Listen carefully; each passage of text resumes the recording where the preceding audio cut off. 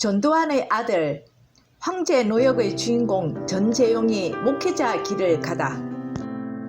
전두환의 차남 전재용이 2021년 3월 5일 극동방송에 출연하여 목사가 되기 위한 길을 가고 있다고 간증을 하였습니다. 전두환이 누구입니까? 1980년 5월 18일 광주 민주화 운동 때 얼마나 많은 사람들이 죽었고 행방불명이 되었으며 고문받고 고통 속에 안타까운 희생자들이 있었습니까? 사람을 사랑하지 않는 것이 죄이고 사람들을 자신의 이익에 따라 괴롭히며 억울하게 하는 것이 가장 큰 죄입니다. 그런데 자신이 권력을 갖고 싶어서 자행한 민족적, 인류적 죄악을 저지른 전두환의 아들입니다. 성경에는 민수기 14장 18절 형벌 받을 자를 결단코 사하지 아니하시고 아버지의 죄악을 자식에게 갚아 3, 4대까지 이르게 하리라. 전두환의 죄를 갚음을 그 아들과 손자대까지 이르게 하시는 것이 진정한 하나님의 뜻입니다. 그런데 그건 아버지 일이니까 라고 생각할 수도 있습니다. 전재용 자신만 깨끗하다면 뭐 그럴 수도 있겠지요. 그런데 전재용 자신이 법을 어긴 사람입니다. 2006년 경기도 오산시의 토지를 다운 계약서로 작성하고 이목비를 허위로 신고해 양도소득세 27억 7,100여만 원을 탈세하여 2015년 8월 조세 포탈 혐의를 받으나 벌금을 내지 않아 2016년 7월 1일 노역장에서 2년 8개월 형을 받습니다. 하루 일당 400만 원의 황제 노역. 보통 사람 같으면 가능한 일일까요? 자신의 일을 위하여 아버지는 희대의 살인 광기자이고 아들은 자신의 이익을 위하여 황제 노역자입니다. 참으로 웃기는 집안입니다. 그런데 교회에서는 회개하였으니 괜찮다입니다. 그럴까요? 하나님이 그렇게 말씀하셨습니까? 마태복음 3장 8절 그러므로 회개에 합당한 열매를 맺고 회개에 합당한 열매가 무엇입니까? 그냥 말로만 나 회개했어. 그러니 이제 깨끗한 사람이니 나는 기독교의 리더자가 되어야 해. 하면 되는 것입니까?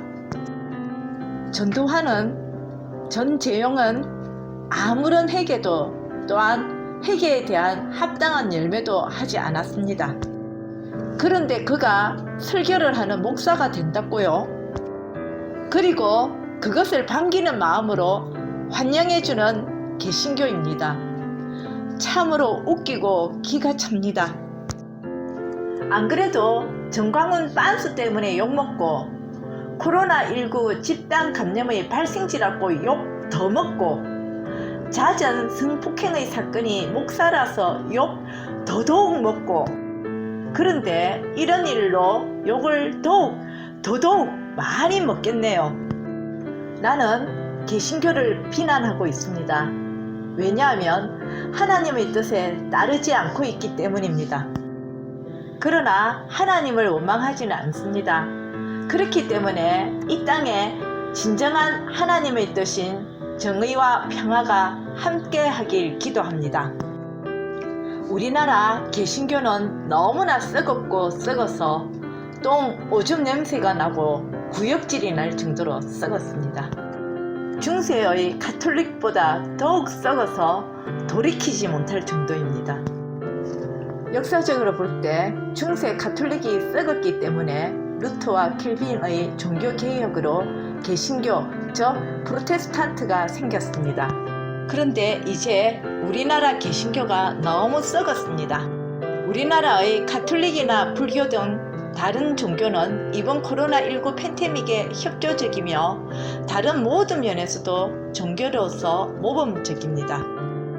그런데 개신교는 연일 문제입니다.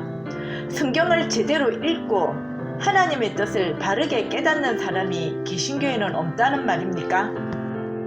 왜 정광훈 빤스는 계속 설쳐대고 전재용의 목회자 길은 허용하며 목사들은 연일 성폭행의 문제를 일으키는 것입니까? 그리고 개신교에서는 아무런 말이 없습니까? 개교회 주의니까 자신들이 교단이나 교회가 알아서 하면 된다입니까? 개신교의 교단이 여러 군데로 갈라져 있고 교회가 셀 수 없이 많다고 해도 교회라는 모임을 갖고 하나님이라는 절대신을 믿으며 성경의 말씀을 진리라고 하고 예수의 제자라는 공통된 모임을 갖는 집단입니다. 그렇기 때문에 교인 중에서 누군가는 교회의 문제에 대하여 외치며 문제 제기를 해야 합니다.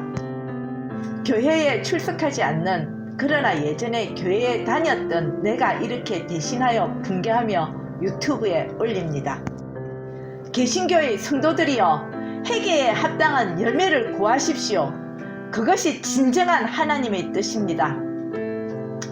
여기까지 들어주셔서 감사합니다.